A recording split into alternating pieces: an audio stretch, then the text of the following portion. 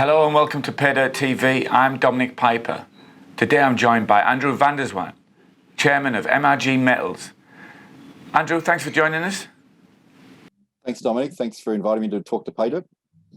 Andrew, you've had a massive 2020 in Mozambique, particularly on your Coco Masava project, where you've posted a maiden resource of over 1 billion tonnes. You must be very happy with your progress this year. Yeah, thanks, Dominic. Yeah, 2020 has been a massive year for us. Coco Masava was our first target we identified in the Central Corridor Sands project in Mozambique.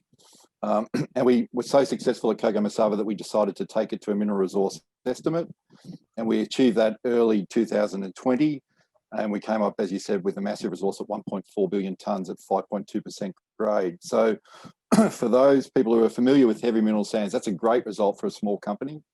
Multi-billion-dollar contained asset that we found with our first attempt.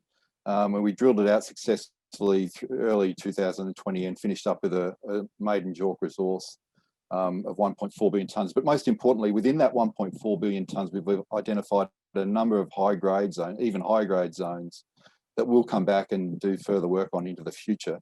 But to your point, this is just a start for us. And whilst we're excited by Coco Masava, we've identified other targets within the Central Corridor Sands area, and we've continued to drill those this year. And we believe we've found a number of targets, maybe not of the size of Coco Masava, but certainly of the grade. And what we're looking to do now as a small company is find the best 100 million tonne resource within our entire portfolio to kickstart the first 5 to 10 years of mine life. It is a vast portfolio you have there in Mozambique. What's the plan from here? Will you look to prove up Coco Masava further, or will you start testing some of the other prospects you have? When we completed the Coco Masava drill out, we also did a full analysis of the assemblage. And what we found on the western side of Coco Masava, the assemblage was relatively low from an ilmenite point of view. So whilst we had very, very high grade base THM at 5.2%, we found that the assemblage in certain areas was lower. And we probably got punished a little bit because of that. But what we do know from the further work we've done is that we've got high grade assemblage components within Coco Masava.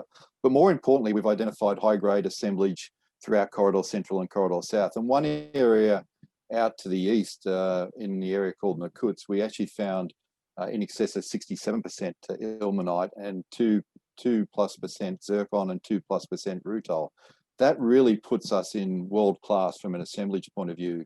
And we're excited by that. What we're now trying to do is find grade at those type of assemblage. But we're focused on a combination of grade and assemblage. And what we've discovered is it's not consistent across the entire portfolio. And so what we're trying to do is marry up high grade zones at lesser assemblage or high grade assemblage with lesser grade THM. And we're confident that we'll find that correct combination. And we think it's actually within Coco Masava, but we've decided to continue exploring the vast portfolio that we have before we go back and do further work at Coco Masava. We announced recently that we acquired Maria and Maraka, the two tenements I think you were talking about. They're massive acreage, or in fact over 700 square kilometres. They're massive tenements. And the most exciting thing about us for those two tenements is geologically they sit along strike from the high grade tenement that sits above us at Corridor Central, Corridor South. We're excited that we'll put some drill holes down there and be able to determine very quickly whether we've got another monster on our hands. But as I said before, we're really not looking for monsters. We've got one at Coco. We're just looking to find the best 100 million tonnes across our entire portfolio. So the exciting thing for us is that we've developed a very, very low cost methodology for us to find these resources, Dominic, and we're able to spend cents in the tonne to find a resource. And that puts us in a great position to explore 700 kilometres effectively. And with the limited resources that we have, we can spread it, a long way. Andrew, the mineral sand sector is dominated by a number of big players, but we have seen in the last decade or so smaller players entering the market. Base Resources, for instance, another ASX-listed mineral sands company, have established themselves quite clearly in the mid-tier of that space through its Kwale project in Kenya and now its new Toliara project in Madagascar. Is that the sort of company and projections that you're trying to emulate with MRG? Yeah, well, Base is an excellent small company to to compare to what we potentially could become if we took this thing to mining. Their operation in Kenya is a dry operation, and ours would be similar. We don't think we'd be dredging our mineral sand operation in Corridor Central or Corridor South. They have a very high quality assemblage at and slightly lower THM than us, but on a combination basis, it's analogous to what we're looking to achieve. So Base is a good example of what we could become in the future, and they're a great operation. As is similar to Kenmare in Mozambique, their operations in terms of the type of mineral sands they have is similar to us. They're a very high grade ilmenite componentry within their grade, but they're a lower grade overall, but very good assemblage. Andrew, you mentioned Kenmare in Mozambique, and have been very successful there. Rio Tinto are obviously building a new mineral sands project there as well. How have you found Mozambique from an investment perspective? Yeah, we've found Mozambique to be very good for us. It is an African country, obviously, and they've been ravaged by COVID like everyone else, but they've taken a pragmatic approach to COVID, and we've been able to safely continue our operations in Africa this year, which is great for us, because at one stage we were concerned that we may need to shut down our operations, but we've continued full steam. And the government appears to be very supportive of the industry in general and the future. So we believe we're in a very good, stable environment. It is Africa, so it does have its risks, and things do tend to operate a little bit slower than we'd like at times, but certainly from our perspective, they appear to be supportive, and we've built a good relationship, and we're trying to do everything by the book, and certainly that seems to be helping us pave our way. On the mineral sands sector itself, we've seen some choppy waters in recent times, but it looks like we're coming into a positive price cycle. Is that fair to say?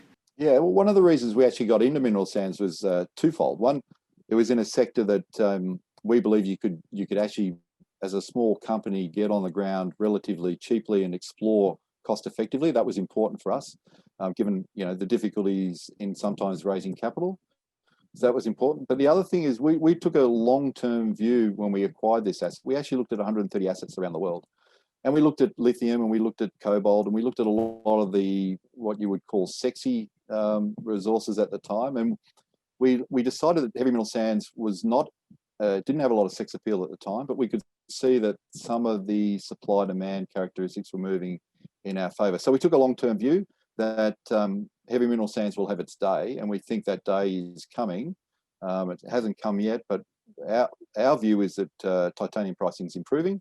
Global demand for the products are increasing in a general sense, and we've seen recently pricing has improved, and we think that improvement is going to continue. So fingers crossed, we think we're in a good space to capture that, and at some point the market will start to look at heavy mineral sands and maybe get excited. Well, Andrew, I'm sure you'll be getting excited if those prices do continue their upward trajectory. Thanks very much for joining us today, and best of luck with the projects in Mozambique, and hopefully we can catch up in the new year and find out about further progress there. Yeah, thanks, Dominic. Greatly appreciate it. Thank you.